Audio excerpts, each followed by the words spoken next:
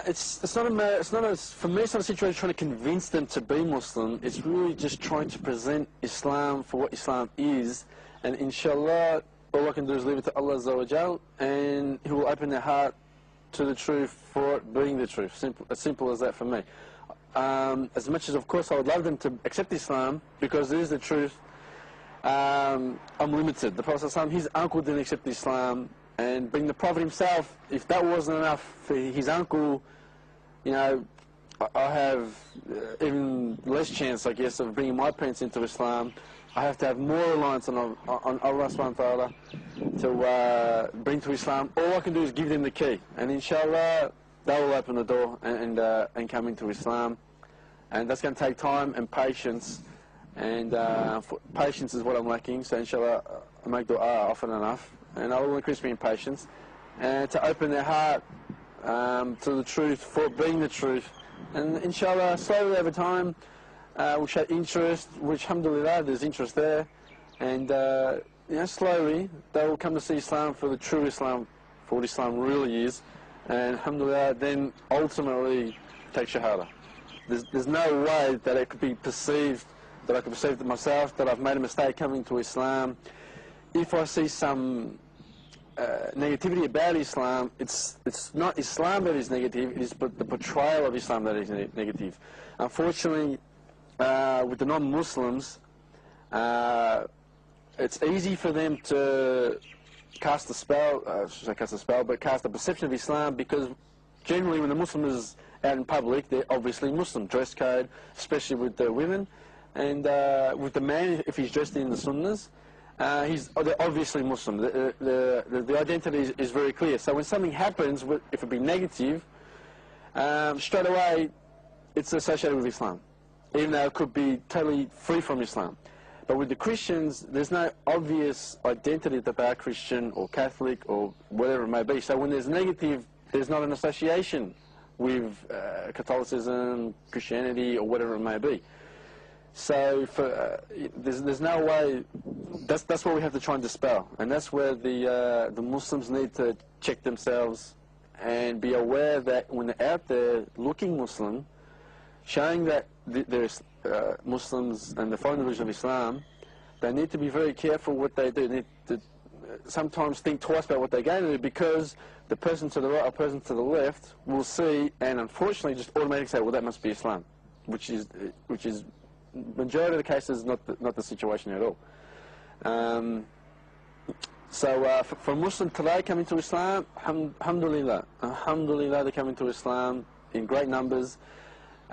It's hard for them, admittedly, because of the perception of Islam, but I think these days people are fed up with being shown things on just being, for lack of better words, brainwashed by the media, if that's not an appropriate word, about what Islam is, about what anything is. And people today really want to know the truth of what seeing is believing. This is what we're getting told.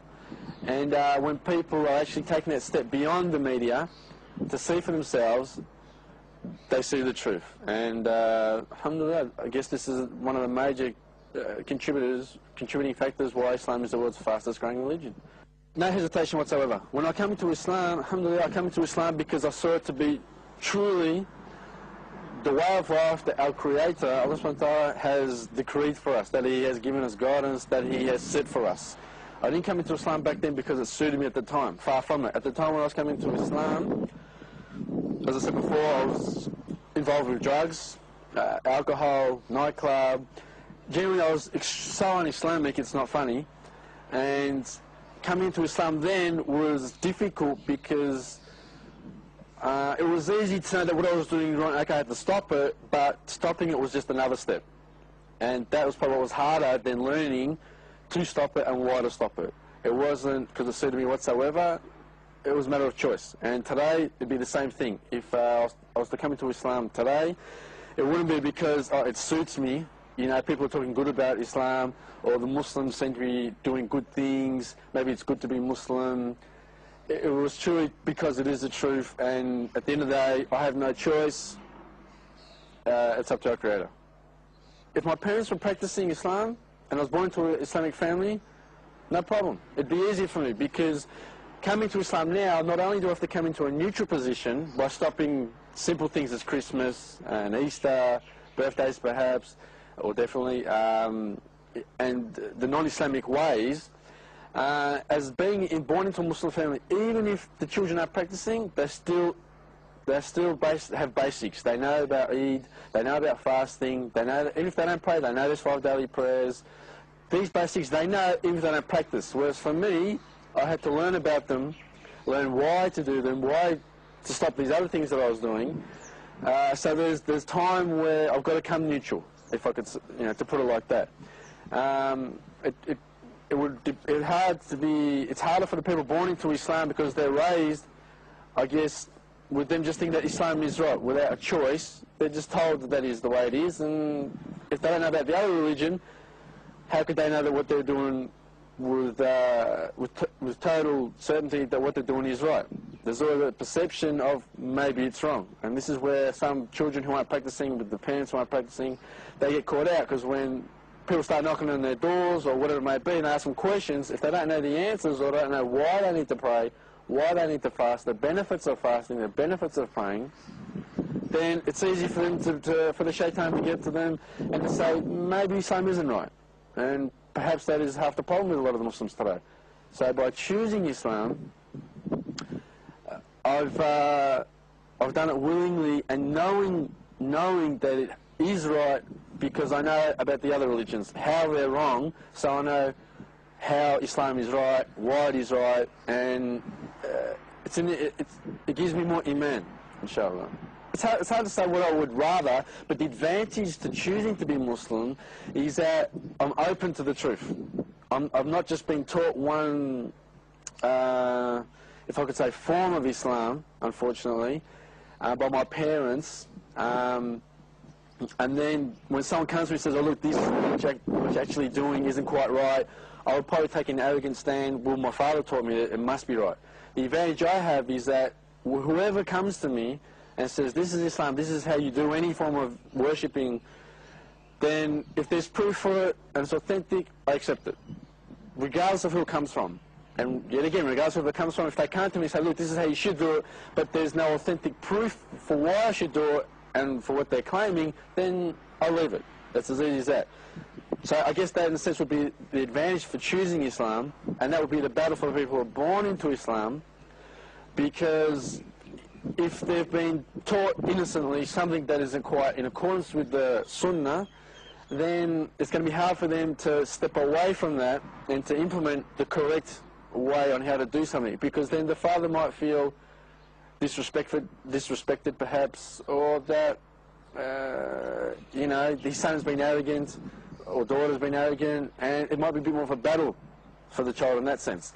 Where for me, choosing Islam, explaining to my parents what Islam really is, the frustration is more just, when will they take Shahada, inshallah. At the end of the day, dawah comes down to knowledge. And not only knowledge, but also experience, because you can have 10 people saying the same thing to a non-Muslim, but just the way that one person says it and comes across to that person with humbleness perhaps, or whichever way, that is what might get that person to accept Islam. And knowledge is unfortunately what I'm lacking. So therefore, in that sense, it's frustrating and harder to talk to non-Muslims, because if I can't give them the answer that they need, then it doesn't matter if I was Christian before, Catholic before, Hindu, Buddhist, whatever. If I can't satisfy that question that they're asking about Islam and give the correct answer, then that's definitely going to bring them into Islam. Because of the perception of Islam being negative, if when they ask, how come you men treat your women badly, if I can't explain to them the proper way and how the man should treat his wife, then they're going to walk away being in exactly the same position, whether I'm born Muslim or even though I've come into Islam.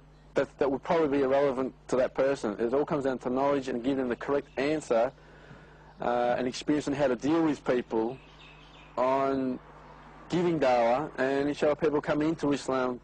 I think the true character of a Muslim alone would probably be an amazing effect on people, on the non-Muslims, and that would be the advantage to being born Muslim, I guess, or raised by good parents, alhamdulillah.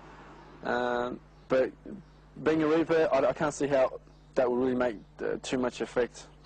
I guess in a sense it breaks the ice when it comes to talking to them, because we don't just talk about religion. We can talk about anything, and I can somehow work perhaps religion into it. But as far as them wanting to accept Islam, the stuff that I was doing back then, we were doing it because we didn't see anything wrong with it back then. Unless they thought, look, this is wrong, but I'm doing it anyway, and I was to leave it, I guess from that angle it might help with them asking me about Islam, because they would perceive what we were doing was wrong.